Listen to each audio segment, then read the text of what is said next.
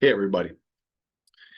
It's what is it? It's 3:47 a.m. Sunday, October 13th.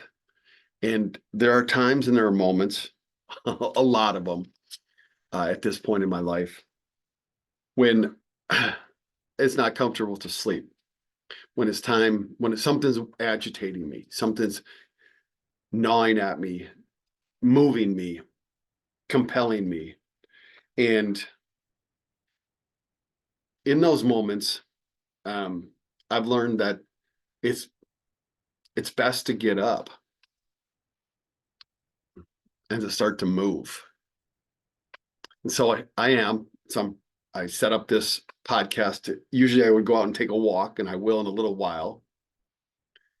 But I wanted to do this because I have some thoughts. And I want to share them with all of you. We have just a little over 3 weeks to go. Okay. But the election is underway everywhere. And we are in that stage now of the campaign where we begin to see what we call the closing arguments of campaigns. Just like a prosecutor in a court of law has a closing argument, so too do campaigns.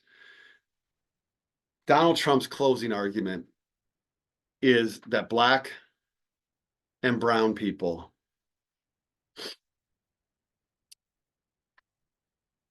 and women, and if you're all of them, God forbid, in his world,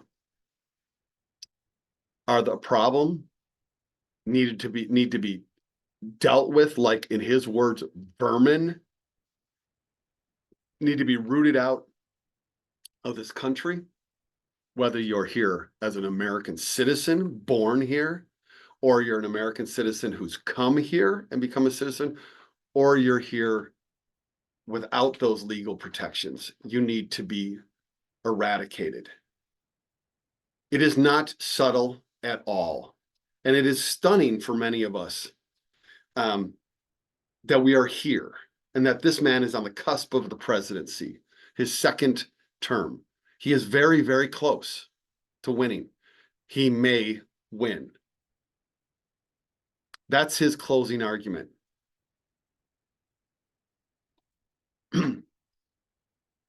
The question to us is, are we going to rise up to meet it? Now, every one of us has been doing everything I'm sure we can think of. And we've been living on the edge ever since Donald Trump got elected in 2016. It's been constant anxiety, fear, despair, anger, frustration, lots and lots of work, time, conversations. For some of us, lots and lots of treasure and money that we've given to people, to candidates, to causes. It has been a period of damaged relationships, difficult relationships, and new relationships. It is exhausting. And that's my life as a white male heterosexual who operates within a general Christian worldview. It's as good as it can be for somebody who doesn't want Trump to be president, for me, and it's terrible. So it's only much, much, much worse for the people I love and I care about, many of whom I work with at Common Power, and many others around the world, around the country, who I'm fortunate to know. So we are many years into this moment, into this struggle, and we're right here with 3 weeks to go. And I wake up this morning with the belief that I, and I think we generally, but I'll just speak for myself, have arrived at what I will call our Gettysburg moment, our Gettysburg, Pennsylvania battle moment, our Gettysburg moment. And that moment looks roughly like this.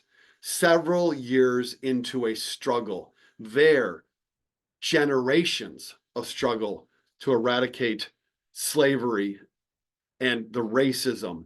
That's not what the war started over for many Americans, but it became that with the Emancipation Proclamation in early 1863. So by the time we get to the Battle of Gettysburg in July of 1863, it is clear what the stakes are. And the stakes have been huge for some time, and they're only gotten bigger. People have died. Hundreds of thousands have died. Many more injured. America's far, far, far, far, far from perfect. I could say that about today. Certainly could say it about then. And in the midst of this moment in time, the Southern leadership, Robert E. Lee, under his direction, decides to go north to bring the fight to the north. And he goes across, he crosses the Mason-Dixon line north from Maryland and goes into Pennsylvania and begins to fight there and to take over homes and farms and people. And the Union forces protecting Washington, D.C. circle between him and D.C. and they begin to kind of do like this arc into Pennsylvania like this. And I feel that this is kind of the moment that Donald Trump is putting us in right now, is he is doing rallies in traditional blue places to make a statement, to make statements. He rallies in Philadelphia, in Atlanta. He's going to New York City at the end of this month, and I'll talk about that then. Just like George Wallace did in 1968 in late October, Donald Trump's going to Madison Square Garden. And 2 days and 2 evenings ago, Donald Trump spoke in Aurora, Colorado.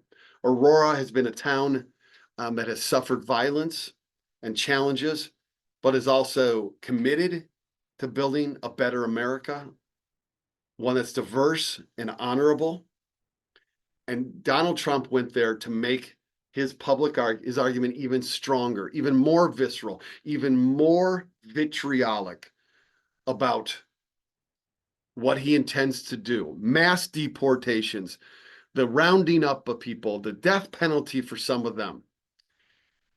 He intends to invoke a law that was last invoked to put Japanese Americans in internment camps in 1942.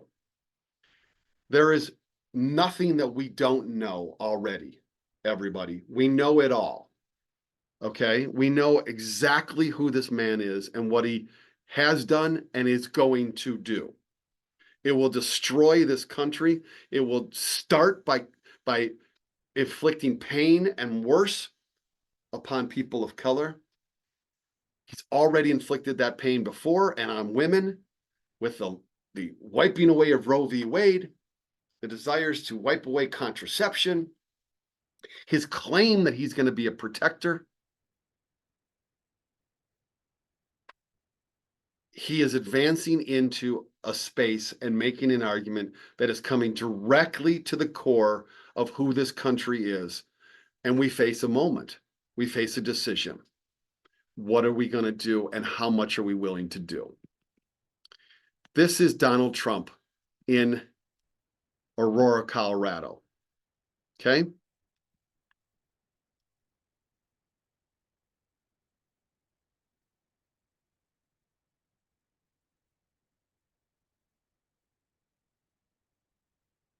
Whoops, need to.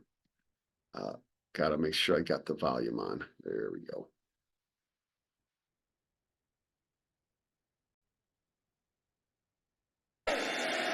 To expedite the removals of these savage gangs, and I will invoke the Alien Enemies Act of 1798. Think of that. 1798. This was put there. 1798. That's a long time ago, right?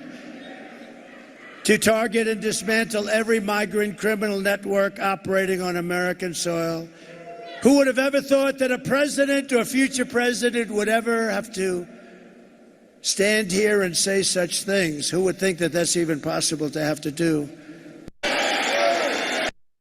Yeah, who would have ever thought that? And here he is in the same remarks. They're delivering into the United States mental patients, prisoners, killers, drug dealers, gang members, criminals, street criminals. They're all here. They're all going to be here soon. We're not going to allow it to happen. Not going to happen. They're delivering into the United States. This actually came a couple hours later. He started in Aurora, Colorado. This is in Reno, Nevada. Mental patients, prisoners, killers, drug dealers, gang members, criminals, street criminals. They're all here. They're all going to be here soon.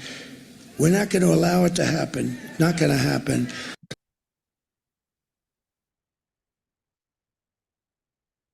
And then he tweeted this from Friday evening.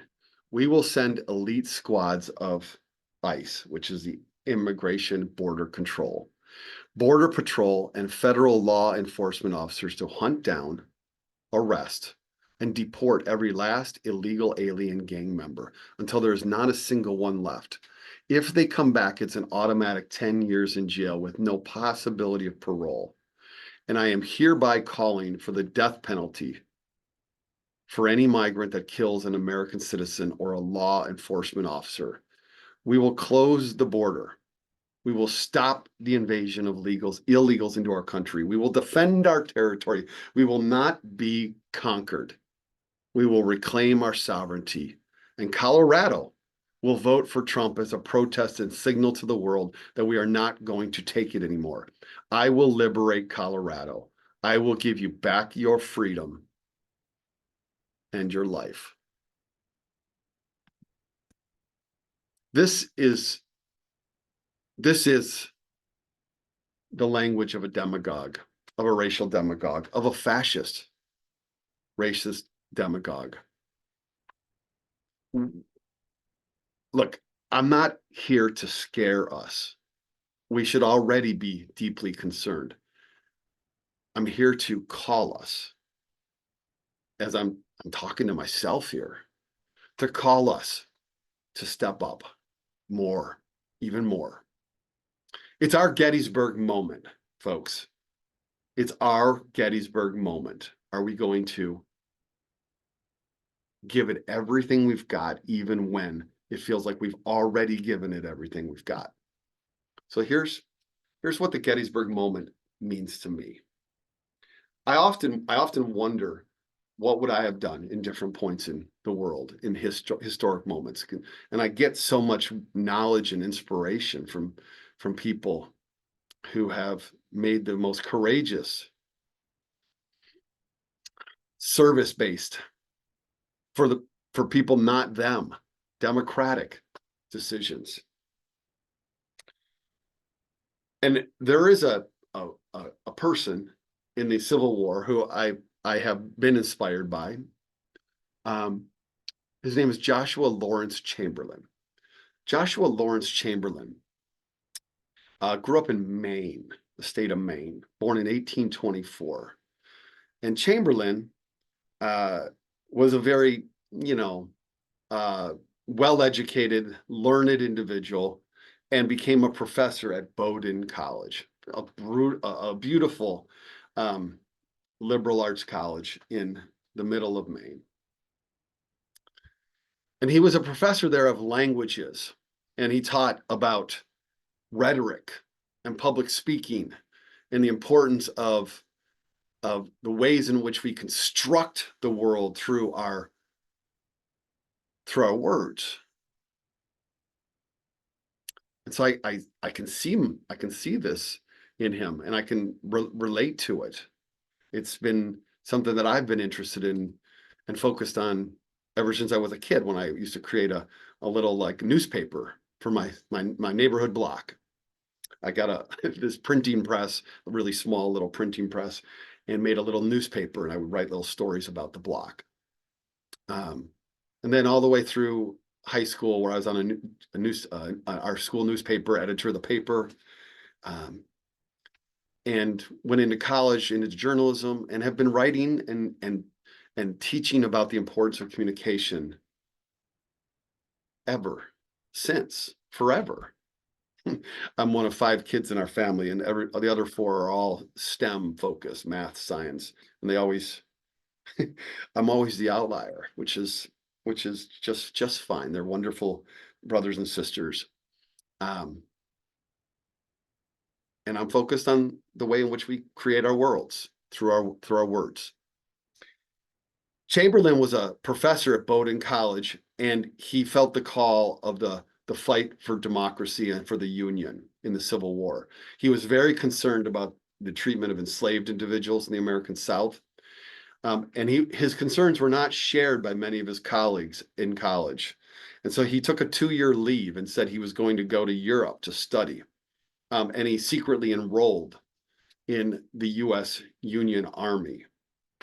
And I respect this. I respect it entirely. And Chamberlain was known for strength and for camaraderie, a sense of community and connection with people, which makes sense in what you can do when you understand it, the way we think about,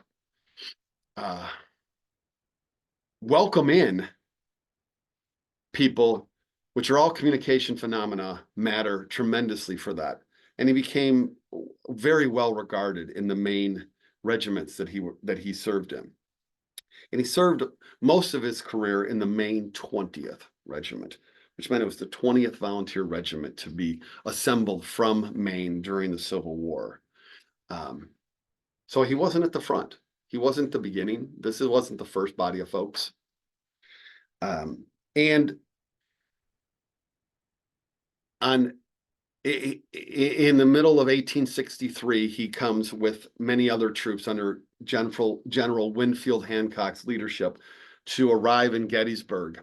And everybody comes to Gettysburg in 1863 because it's really the intersection of multiple roads. There's nothing strategically important about Gettysburg. It's just the way roads came. And if you come through some mountains to the south, you come through them and all of a sudden you're into a valley. It just was a point of intersection where the Southern and Northern troops arrived to fight. And it was in midsummer in June, late June, and it wasn't the ideal fighting location for anybody, but it happened.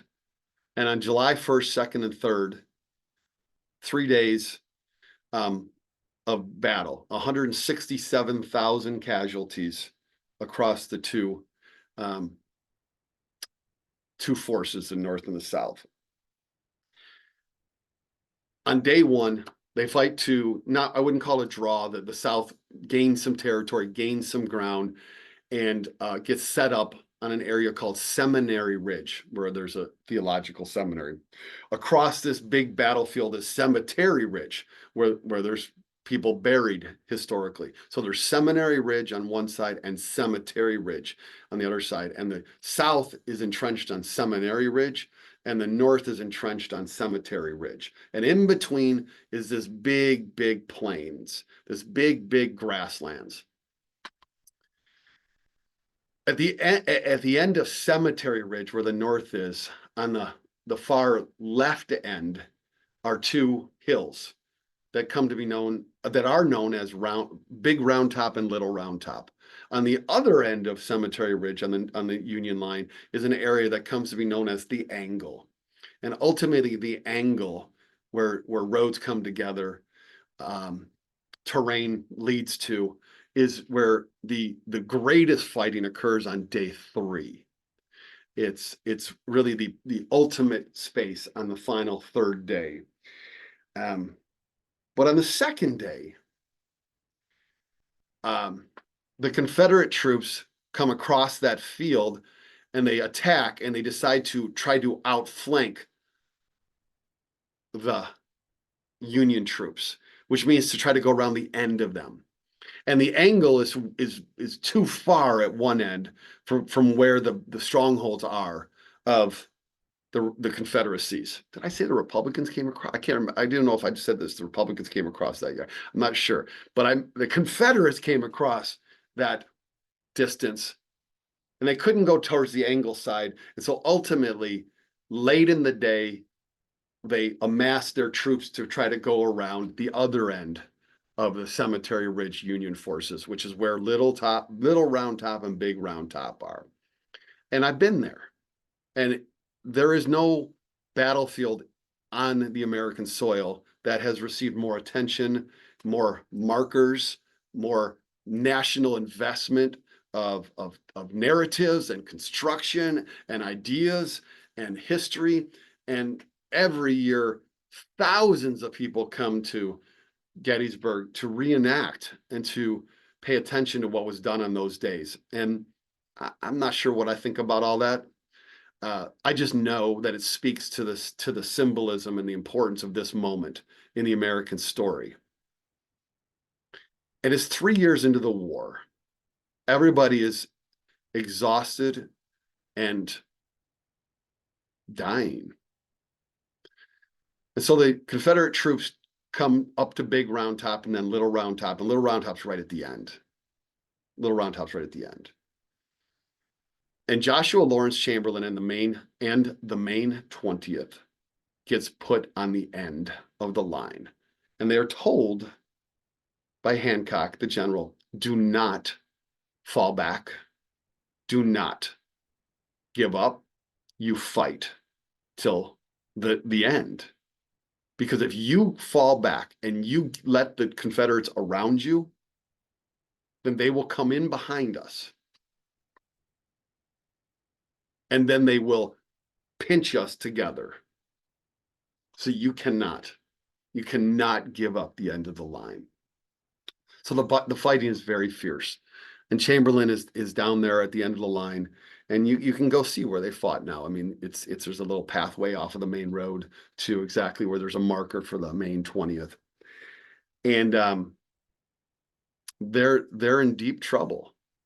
The Alabama and Mississippi regiments that are out there are fighting, are coming up the hill over and over and over again, trying to get over the top of the hill behind the Union forces. And Chamberlain is known for what he does at that moment. He goes up and down the lines and he says to them, do not fall back. Do not. We will hold. And he's visible and he's moving back and forth like a leader does. And then they are out of ammunition. They are out of ammunition. They have no more bullets or gunpowder. They're on top of the hill, though.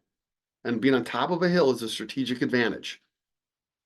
It is still a place of advantage, even when you're on your last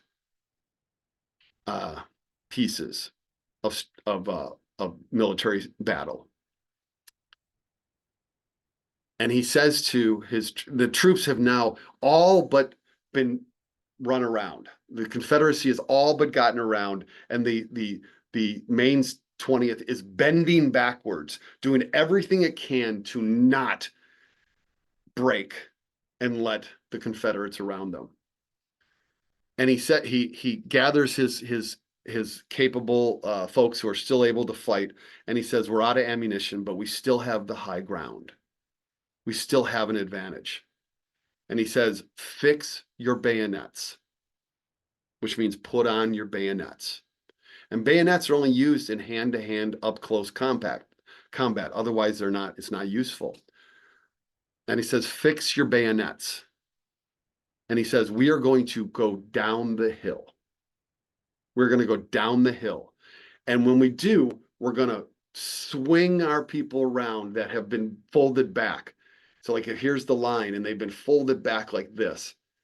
We're going to swing them like this, and we're going to go down the hill directly at the Confederates. And he says, and we will fight, and we will have the advantage, and we will give it everything we have. And so they do it. It's called a wheel. They do the wheel and they go down the hill and they drive the Confederates back. And they knock them back past Big Round Top.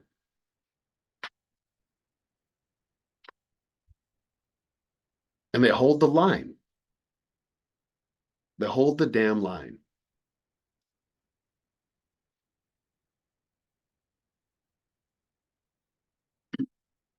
Chamberlain's leadership and maneuver in that moment of understanding that there was an advantage they still had and that they would fight with that advantage and they would give it everything they've got beyond what they could have imagined becomes a lesson in leadership that is taught in military academies in the United States today, of under pressure, of figuring out how to fight and to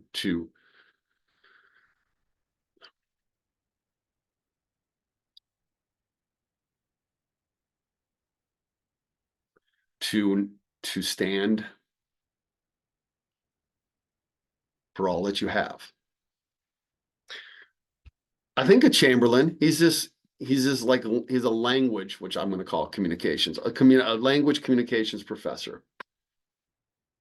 Could I have had that grace under pressure, that wisdom, that determination? It's very unlikely. It's very unlikely. But I can aspire to it. But I can aspire to it.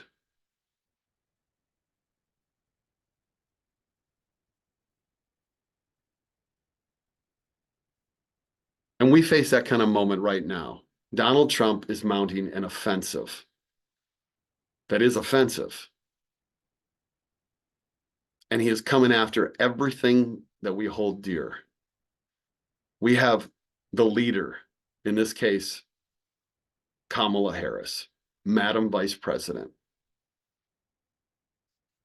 We have leaders in our organization, the Charles, the Bins, the Puyas, Jessicas, and Marias who are leading our field work. Dr. Terry Scott in the Institute, Larcy Douglas with Action Academy, myself with our education and our fundraising. We have to go down that hill. We have to go with all of the energy that we have. We have to go knowing that we have an advantage and we will play that advantage. The advantage right now is that there are more of us that agree with us than agree with Donald Trump. The advantage is that if we do our work, that we can and will win this election. I don't know what's going to happen in the U.S. Senate. It's a tough hold for us, but still our country survives if we beat Donald Trump. Okay? And we will live to fight another day like the third day of Gettysburg. Some days you're just giving it everything you've got, and you'll take tomorrow when it comes.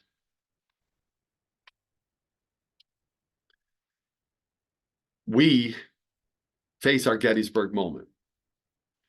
We're tired. We're exhausted. We're fearful. We're angry.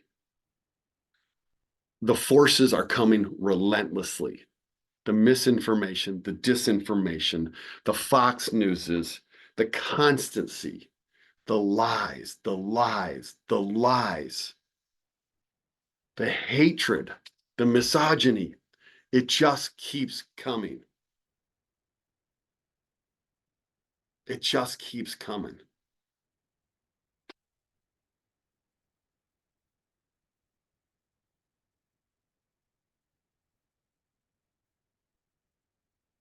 The last time I thought long and hard about Gettysburg as a moment for me in my life was in 2012, when Barack Obama had not done a good job in the first debate. And Mitt Romney was on the cusp of winning the presidency. And there were many, many people that were coming that were despaired and scared. And I was doing some lectures at the University of Washington in the evenings. I was there as my own self, my own citizen. These lectures, though, were sponsored by entities on campus. And those entities on campus, rightfully had a reasonable expectation that this would not be an overtly political space.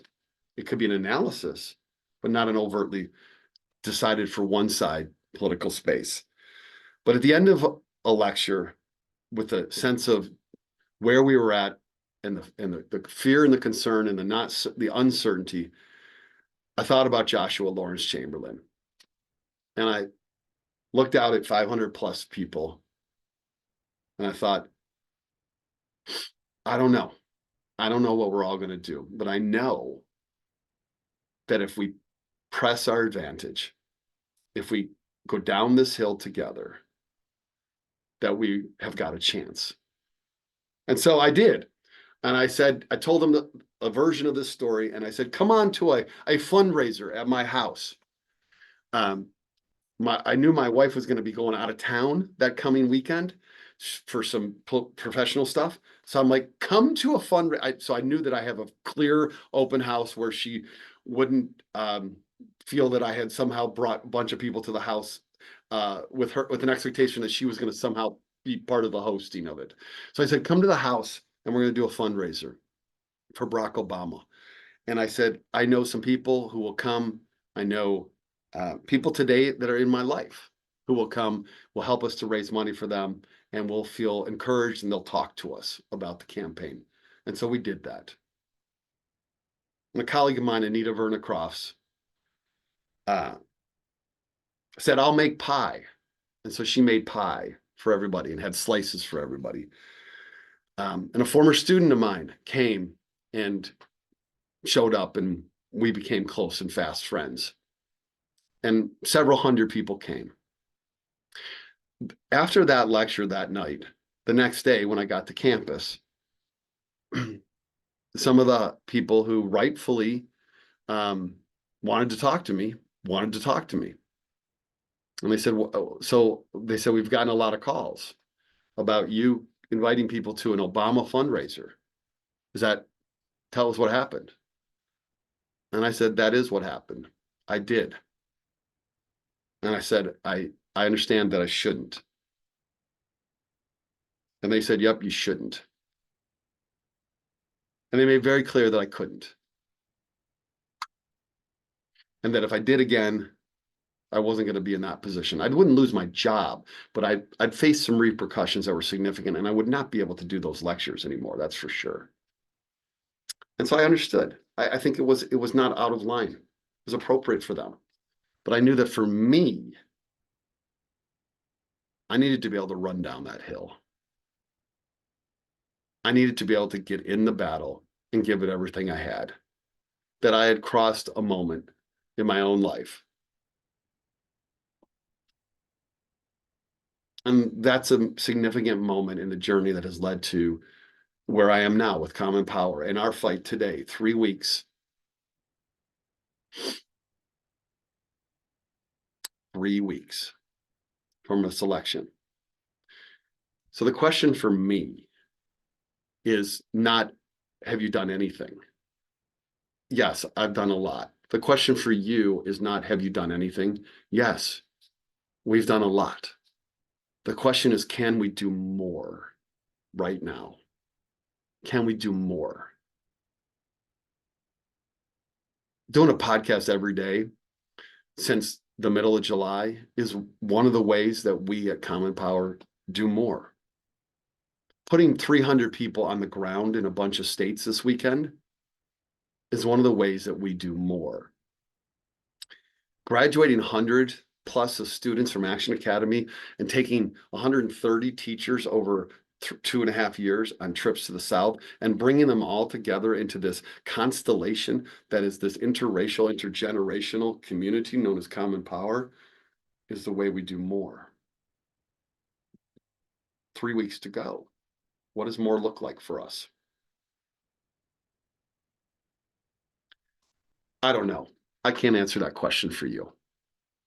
You have to be able to look in the mirror and answer that question for yourself. But I know that if people like Joshua Lawrence Chamberlain didn't, in the heat of the moment, in the most difficult of circumstances, decide that we have resources and we will utilize them. We have the tools to do something, and we will go as hard and as long as we can. That if they didn't do that there, or on the beaches of Normandy, or on the island of Iwo Jima, and so many other places,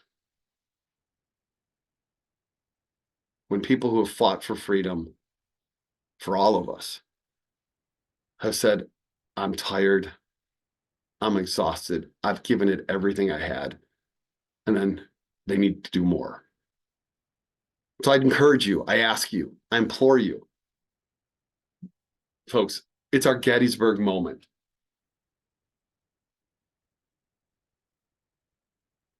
We cannot elect Kamala Harris without the most enormous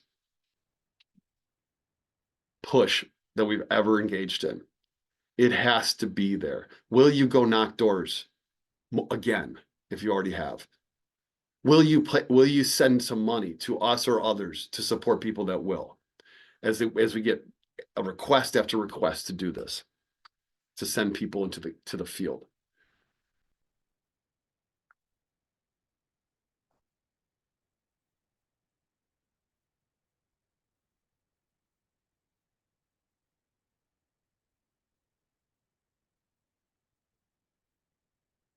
The fight for freedom and justice depends ultimately upon what each of us will do. Whether we collectively will do what the 20th Maine did, or that same day, the 1st Minnesota Regiment, when there was a hole in the Union line and they were called up from just behind in reserve, they were called up and they went and they plugged that hole. And out of 300, I wrote this down, out of 335 members of the Minnesota 1st Regiment, 224 were either killed or injured in the space of a couple of hours.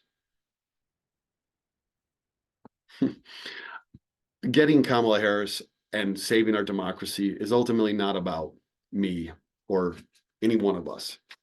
It's about something much bigger than us. It's about common power. Small c, small p. Do we believe in common power? Thank you. You all do. I know. And we have 3 weeks to do more. We have to. We must.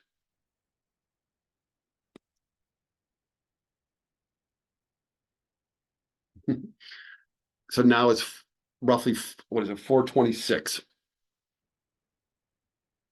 Let's get up and let's go to work.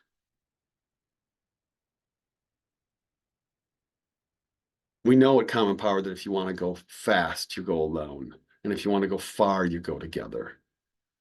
Let's go down this hill together. Press our advantage, our resources, our people, our enthusiasm, our collective moral conscience. And let's give it everything we've got. All right? Thanks. Let's go.